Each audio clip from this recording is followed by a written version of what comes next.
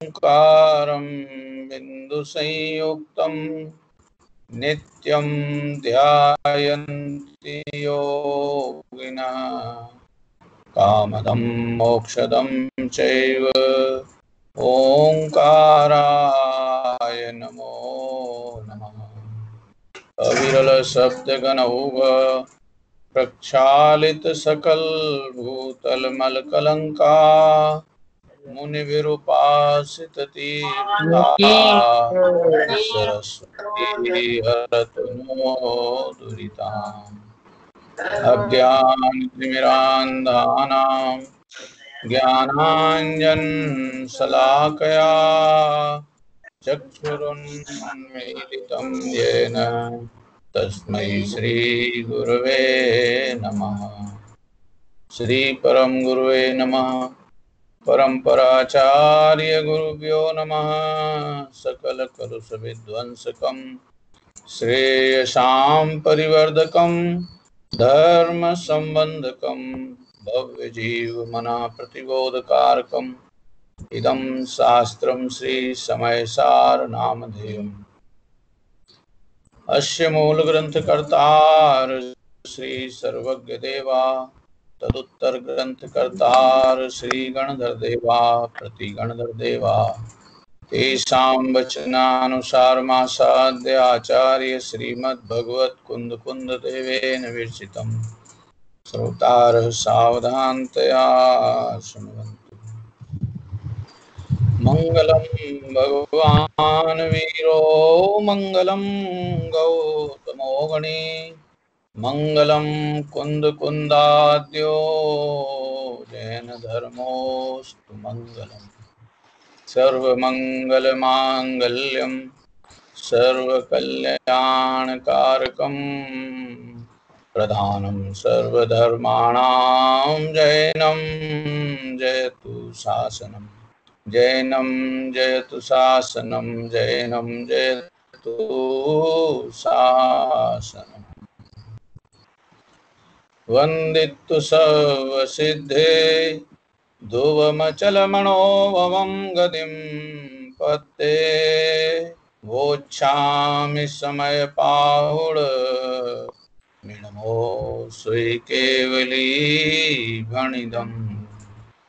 नमः समय साराय स्वानुभूत्या चकाशते चित्स्वभावाय भावाय सर्वभावान्तरच्छिते स्वरूप को परमरस जामे भरो अपार वंदो परमानंदमय समय सार अविकार वंदो परमानंदमय समय सार अविकार।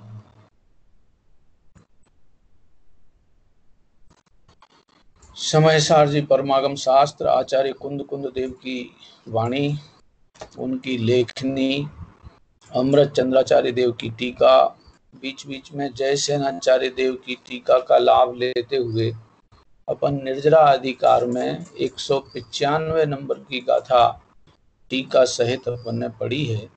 आज भावार्थ का प्रकरण चल रहा है। 195 नंबर की गाथा का भावार्थ। पंडित जयचंद जी छावड़ा साहब को ये ज्ञान कैसा लगा, जो महासमर्थ ज्ञान है, जिस समर्थ ज्ञान में आनंद है, चेतनत्व है, जीवत्व है, अनादि निधनत्व है, अनंत गुणात्मक एकत्व है, प्रति समय जानने रूप निरंतर परिणमता है, पिछले समय का परिणाम वर्तमान में रहता नहीं, वर्तमान वाला परिणाम आगामी काल में रहता नहीं, आगामी काल वाला परिणाम सहज अनादि अनंत व्यवस्था को जानने वाला महासमर्थ ज्ञान वो अपना चिन्ह है।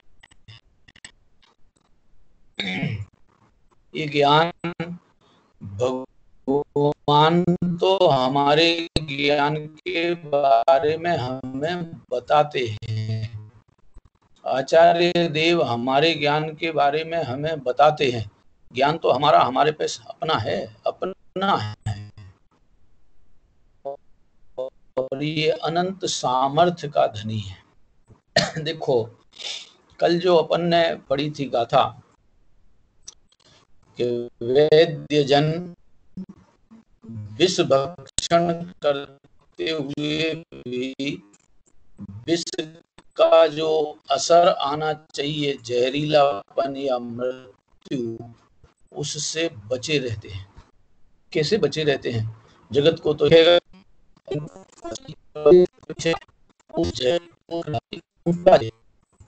जहर का असर मेरे ऊपर ना चढ़े, ऐसी कला जानते हैं। देखो वैसे तो कलाओं में अपन लोग भी कम माहिर नहीं है। यदि मान लो ततैया तत्काल अपने को आके उड़ती आए और बैठ जाए और वो एक डंक मार देवे, तो उस ततैया का असर हमारे ऊपर ज्यादा लंबा चौड़ा या ज्यादा देर तक या ज्यादा आकुलता वाला ना होवे, तो अपन लोग भी तो तत्काल कोई ना कोई उपाय करते कि नहीं करते।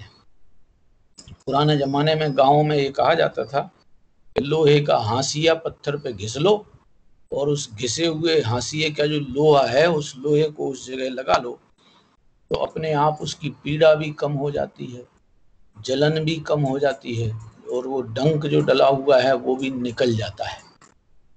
अब आज के समय में हमारे सामने बाम वगैरह आ गए, बाम लगा लेते हैं तो उससे वो जहरीला डंक बाहर आ जाता है और सूजन वगैरह नहीं होती। ये हम घटना हो जाने के बाद उपायों के बारे में जानते हैं। ज्ञान कला वो है कि जो घटना से पहले ही उसका उपाय जानते हैं, इसलिए उनके ऊपर असर नहीं चढ़ता। अब ये देखने लायक है, अपन होनहार के हो जाने के बाद मजबूरी में उसको स्वीकार करते हैं। ज्ञानी जन होने वाली घटना होने वाली है ये पहले से जानकर निश्चिंत रहते हैं, इसलिए निर्बंध होने रहते हैं। अब ये ट्रिक है ज्ञानियों के जीवन में, ये ट्रिक आ गई है कि वो पहले से पता है ना कि होनहार जिस समय होने के लिए है वो अनहोनी नहीं होती, तो फिर मैं उसमें आकुलित होने के लिए काय को अपने आप को फंसाऊं। हमें पहले से ही पता है कि ये घटना इस रूप में होने वाली है, तो हम उस पर आकुलता व्याकुलता लेकर के, क्योंकि आज की आकुलता देखो बड़ी गजब अजब की लीला है। आज की आकुलता, आज का उदय आके निर्जरा जा रहा है, मगर इस समय जो हमने आकुलता मोल ली है ये आज के लिए दुखदाई नहीं तो है ही है, काल के लिए दुखदाई कर्मों का बंद कराने वाली। अनुकूल संयोगों में प्रसन्नता, अब वो संयोग तो आया अनुकूल, वो तो निर्जरा के लिए आया है। हमने इस समय में वर्तमान समय में जो उसके प्रति अनुकूलता भाषित की है, महसूस की है, इस अनुकूलता के भोग से हमने पाप बांधा है, आगामी काल के लिए पाप खड़ा कर लिया। इस सारा वर्तमान का दुख और आगामी काल का दुख, वर्तमान का दुख और आगामी काल का दुख यदि किसी तरह से पैदा होता है तो उसका एकमात्र कारण है कि हम वर्तमान में अपने को सावधान रखना नहीं जानते। मेरा योग वर्तमान का जो अभी आया है ये अनंत काल में पहले कभी नहीं आया था, आज के बाद अनंत काल बाद कभी नहीं आएगा, तो फिर मैं इस वर्तमान उपयोग को आकुलताओं की भट्टी में क्यों झोंकूं। इस वर्तमान उपयोग को तो कम से कम आनंदमयी जीवन पद्धति में जी लूं। भविष्य जो होना होगा सो देखा जाएगा, होगा, मगर मैं वर्तमान को तो आनंद में जी लूं। वर्तमान को क्यों भूतों के चक्कर में और भविष्य के चक्कर में आकुलताओं में फंसाऊं। जब वर्तमान का समय आनंद भोगने के लिए आया है तो इसको वर्तमान को आनंद में भोगने में लगा लो। अब जिनने वर्तमान में आनंद भोगने में अपना उपयोग लगा लिया वो वर्तमान में भी आनंदित हैं और भविष्य काल में भी सहज ही निर्बंध दशा के लिए पात्र हो जाते हैं। अब ये आनंद पराश्रितता में आनंद ढूंढने की कोशिश की, वो तो अनुकूलताओं वाला रौद्र ध्यान है। दुर्गति का कारण होगा। जो स्वाधीन ज्ञानानंदमयी चेतनता को जानते हुए सहज प्रसन्न रहना, सहज आनंदित रहना, सहज शांत बने रहना, सहज समभावी बने रहना, यह जो आज का वर्तमान पुरुषार्थ है, इस वर्तमान पुरुषार्थ से हम आज भी आनंद में, आज के आनंदमयी जीवन में पुराने कर्म निकल के जा रहे और आगामी कर्म बंधने से रुक जाते हैं। हम दोनों तरफ से फायदे में रहते हैं। ये पद्धति हमको इस निर्जरा अधिकार में ज्ञान कला से सीखने की मिली है। इसमें उदाहरण में जयसेनाचार्य ने वैद्य को गारुड़ी विद्या का जानकार बताया। अभी पढ़ेंगे अपन, जयसेनाचार्य की बहुत छोटी सी टीका है, उसमें गारुड़ी विद्या के जानकार बताया वैद्य को, तो विष का असर हमारे ऊपर नहीं होता है। गारुड़ी विद्या क्या है? गारुड़ी विद्या बोलो या हंस कला बोलो, दोनों एक ही चीज है। गारुड़ी विद्या कैसी होती है कि जिसमें हमारे सामने निज और पर, हितकारी और अहितकारी दोनों तरह के तत्व सामने हैं, दोनों तरह के तत्व सामने हैं, मगर उन दोनों में से अहितकारियों को जानने मात्र के लिए भी दिमाग नहीं खपाया जाता और हितकारी तत्व को जानने से उपयोग हटाया नहीं जाता। हितकारी तत्व एक निज स्वभाव है, अहितकारी तत्वों में हमने पर में हित ढूंढा, यह हमारा अहितकारीपना है। पर कोई अहितकारी नहीं है, दूसरा ना कोई हितकारी है ना कोई दूसरा अहितकारी है, हम पर में हित ढूंढते हैं, इससे हमारा अहित होता है। ये गरुड़ के मामले में या हंस के मामले में एक प्रसिद्ध कथन चलता है कि हंस की जो चोंच होती है वो भेद ज्ञान कला वाली होती है, भेद ज्ञान कला उसमें आती है। क्या होता है?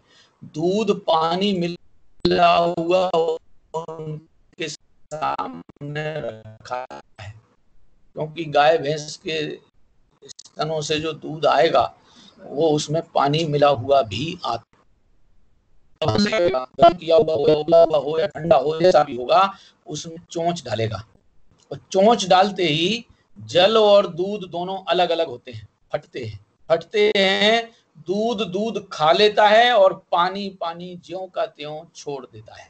ये भेद ज्ञान कला है। हमारे ज्ञान में ज्ञान है और गेयों की झलकन है, गेय नहीं आए हैं।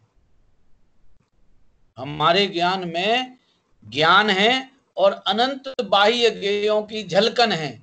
अब भेद ज्ञान यही करना है कि वो जो झलकन है वो ज्ञान नहीं है, वो ज्ञान में नहीं है, वो ज्ञान की नहीं है, वो ज्ञान से नहीं है, उसमें ज्ञान नहीं है।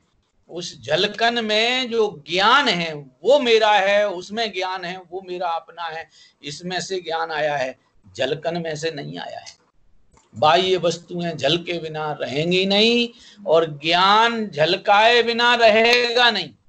अब ज्ञान की सहज इस स्वच्छता और ज्ञायकता को अपन जाने पहचाने तो उन गेयों के प्रति की लुब्धता हमारे चित्त में नहीं होगी। गेयों का ज्ञान होते हुए भी गेय लुब्धता नहीं होगी। देखो, गेयों का ज्ञान होना ये तो ज्ञान का और गेय का दोनों का स्वभाव है, वो नहीं बदलेगा।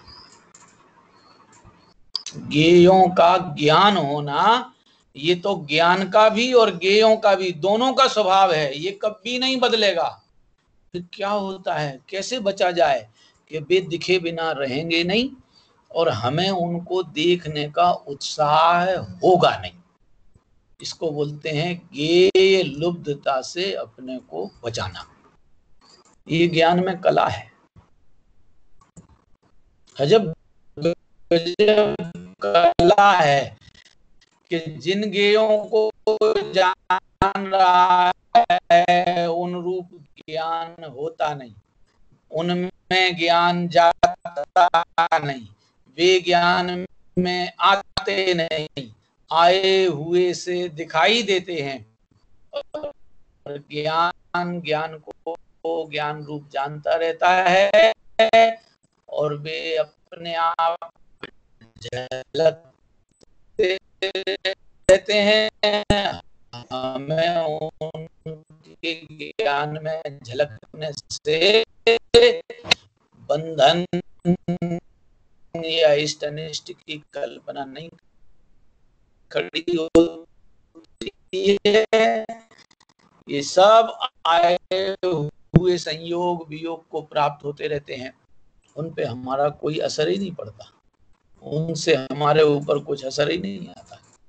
ऐसे अपने को बेअसर रखने की कला, इसका नाम है यह भेद ज्ञान कला। यही भेद ज्ञान कला ही संवर है और भेद ज्ञान है।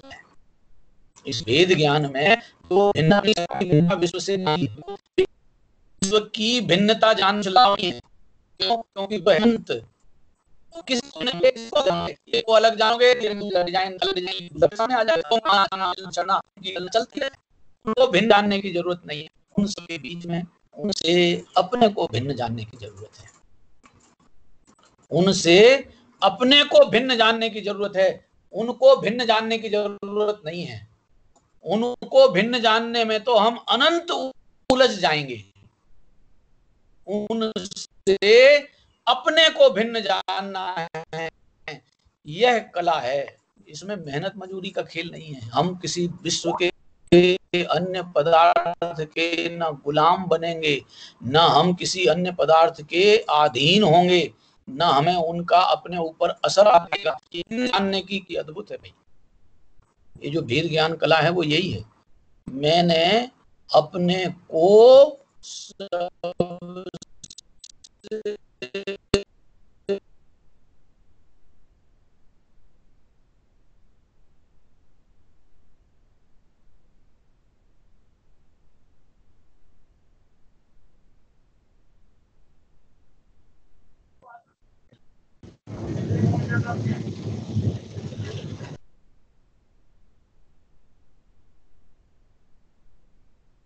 भिन्न जानना, एक कला।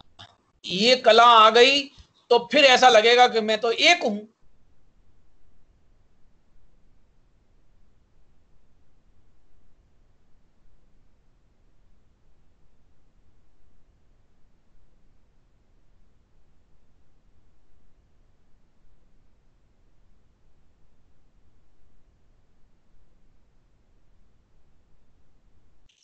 आवाज नहीं आ रही।